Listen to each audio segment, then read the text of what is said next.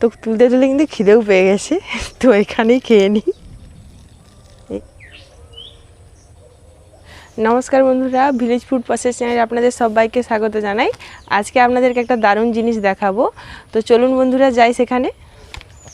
এই দেখুন বন্ধুরা, আমাদের কয়েকটা ড্রাগন গাছ আছে, তো 3টে ঝাড় আছে। এই ড্রাগন গাছগুলোতে প্রচুর এবছর ফলন হয়েছে।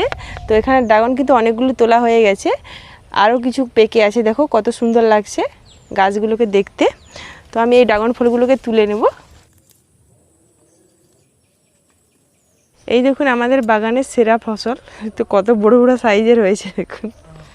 এই দেখুন বন্ধুরা, আজকে আমি বাগান থেকে কতগুলো ড্রাগন ফল তুললাম।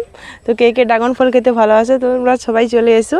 তো আমার এই ফলগুলো তুলতে কিন্তু বেশ আনন্দ লাগছে। তো গাছের ফল তুলতে কিন্তু সবারই ভালো লাগে।